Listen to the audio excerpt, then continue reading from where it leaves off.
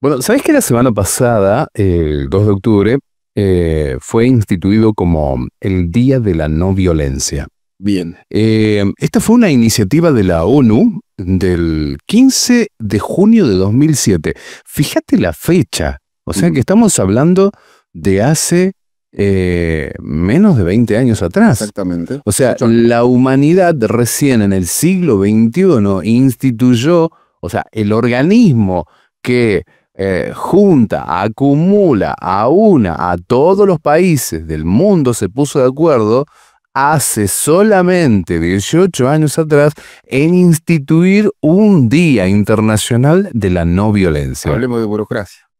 No solamente de burocracia, sino de cómo se invisibilizan algunas cosas, ¿sí? Bien. Y vos sabés que en los tiempos que corren me llegó a pensar lo siguiente. Solamente la pregunta, creo que viene bien la pregunta, porque la creación en sí fue un acto violento y caótico. El universo nació de una explosión, el Big Bang.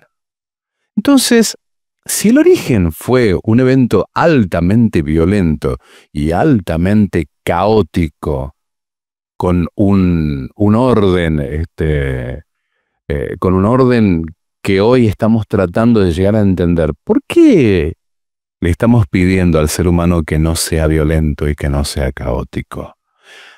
La pregunta profunda puede llegar a ser incluso incómoda, porque lo violento parece que está en todas partes. Está en la calle, está en la tele, está en las redes, está en el ruego del muerto nuestro de cada día, del accidente nuestro de cada uno, de cada día, el femicidio nuestro de cada día, ¿sí? Y también la violencia está dentro nuestro. El impulso de reaccionar, de devolver el golpe por golpe, de sobrevivir, es como si fuéramos un animal acorralado. Pero también seguí pensando que ahí está la diferencia. El animal responde violentamente en su instinto por sobrevivir, o sea, responde al peligro con los dientes, responde al peligro con las garras, con fuerza. El humano, en cambio, puede elegir y puede llegar a ser consciente sus pulsiones. Y ahí la gran diferencia.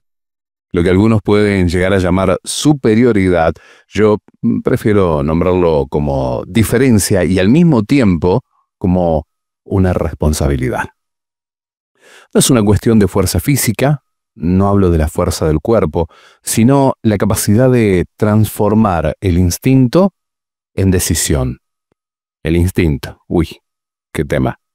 Pero de eso no vamos a hablar ahora. No nos vamos a meter ahí, sino que vamos a hablar de la capacidad de convertir la reacción en palabra, el caos en cultura. Vos sabés que Sigmund Freud, quien falleciera un 23 de septiembre de 1939, mirá lo que son las cosas de las fechas. O sea, Freud fallece un 23 de septiembre de 1939, o sea, hace exactamente 86 años y unos cuantos días.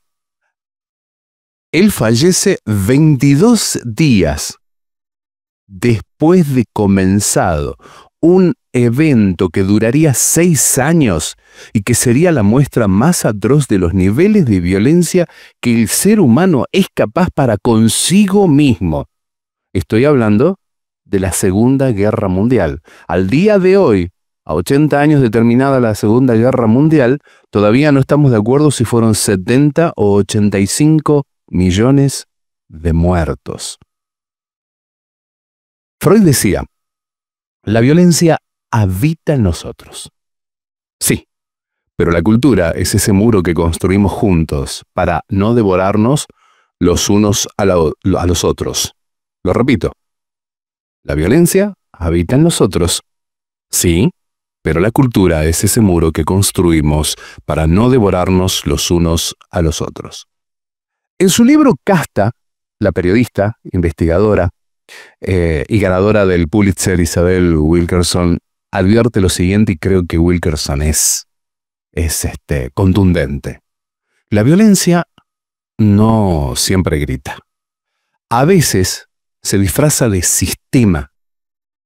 La violencia a veces se disfraza de costumbre. La violencia a veces se disfraza de mirada excluyente. Elegir no responder con violencia no es ingenuidad, no es sometimiento, no es bajar los brazos, no es bajar la cabeza, es más bien un acto de soberanía humana. Es decir, yo no soy solo mis impulsos, yo no soy solo mis instintos. Soy algo más. Gandhi lo entendió con claridad.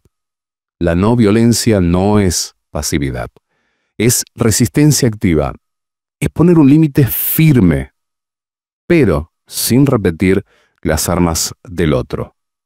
Por eso, el 2 de octubre pasado, en el día del nacimiento del Mahatma Gandhi, se conmemora su mensaje en donde no hablamos de utopías lejanas, hablamos de una tarea urgente, pero también al mismo tiempo estamos hablando de una tarea que es posible. No estamos hablando de algo que es total y absolutamente lejano, inalcanzable e imposible.